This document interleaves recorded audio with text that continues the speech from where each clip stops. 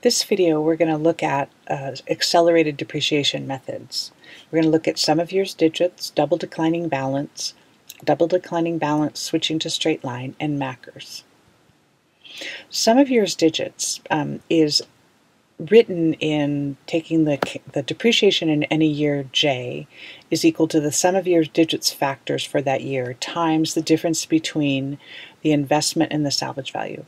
And the sum of years digits factor is equal to n minus j plus 1 over n times n plus 1 over 2.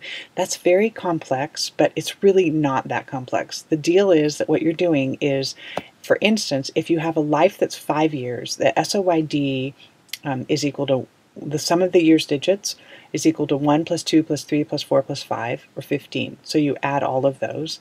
And then the depreciation in the first year is 5/15, then 4, then 3, then 2, then 1.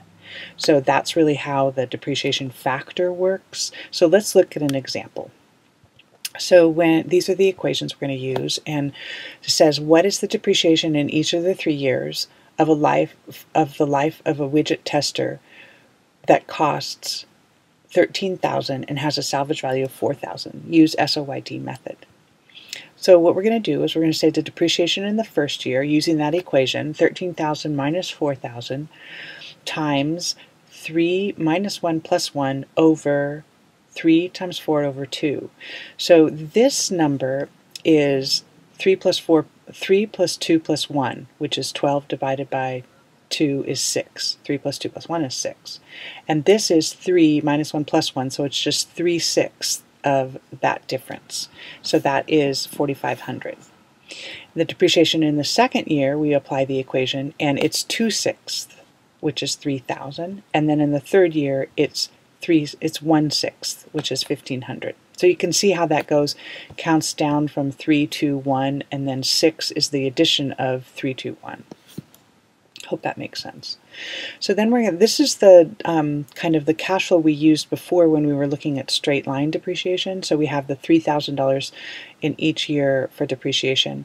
Now what I'm going to do is I'm going to contrast that to the sum of years digit depreciation, which moves depreciation forward. And if you remember, that's better for cash flow because it allows you to have cash flow sooner. So in this year, because you remember this particular example had increasing sales, so in this year we had 3,300. In the straight line method, the cash flow was 3,300, 3,900, and 4,500. But when we use sum of years digits, we shift that forward a bit, so it's now 3,900 for every year. And I just wanted to recognize this, that we have this negative value for taxes. Usually taxes are not negative. The IRS never actually gives you back money.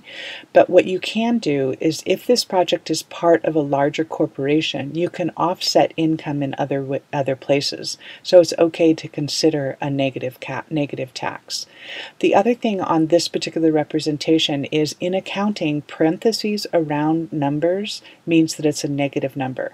So in this cash flow calculation, when we're using negative, we're going to be putting the parentheses on that number.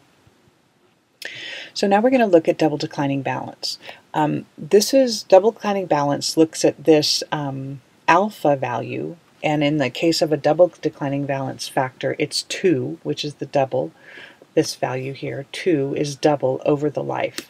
So we take that value and we multiply it by the remaining book value. So let's go ahead and look at this calculation. Oh, and then the other thing is, book value always has to be greater than salvage value. So there's not a calculation in here necessary to check against salvage value, but we always need to check that out. So let's look at it at the same example. These are the equations we're going to use, and we're going to use the same example. So first of all, we want to calculate the book value in year 0, which is just equal to the investment amount because no depreciation has been taken. The alpha value is also 2 over n, in this case 3, so we have a 2/3 alpha. So the depreciation in the first year is 13,000 times 2/3, which is 8710. That's going to be depreciation in the first year. Now we're going to calculate the book value, which brings it to 4,290. So if we were going to go ahead and calculate the depreciation in the second year, we would take the remaining book value of 4,290 and multiply it by 2/3. That gives us a depreciation of 2,874. But the problem with that is that if we take 2874 minus the book value of 4290, we'll get below the $4,000 salvage value. So we need to limit the depreciation to 290. So you can see that this 290 will bring us down to the salvage value of 4,000. So we're going to limit the depreciation to that. And because we already are at salvage value, the depreciation in year 3 is just 0. So we have this depreciation schedule here, and we're going to go ahead and lay it out over these calculations here. And you can see the cash flow has actually now increased quite a bit in those years. In the first couple of years. Remember, it was 3,900 before. So we're even farther, more and more front-loading this depreciation. So I was going to talk to you about double declining balance, switching to straight line, but I actually think I want to do a whole nother video on it. So I've cut that portion out of this video. It made this video a little longer. It made this video shorter. And anyway, I'll cover it in a different video. I just wanted to let you know that. The last method we're going to look at is actually the most important method. This method is the one that's dictated by the IRS, so it is generally the one that you will use when you're doing real valuations, and it's actually the easiest. So the depreciation in any 1 year, D of J, is equal to some MACRS percentage times the investment. And this is, you look up the particular period given the percentage given the recovery period. So this table, which is also included in your handout, has different recovery periods. And then, so if it's a 3-year recovery period, or a 4-year, or 7, or 10, and you can look, there's actually a way, usually they specify what's the recovery period, but this gives you then the percentage depreciation in each year. This assumes salvage is 0, so even though in the last example we had salvage at 4,000, we are definitely going to assume with MACRS that it's 0. And it also includes a half-year convention. Now what that means, if you look at this as a 3-year recovery period, but it has depreciation over 4 years. And that's because they assume that you get only half of the first year of depreciation, a full year in year 2, a full year in year 3, and then half a year in year 4.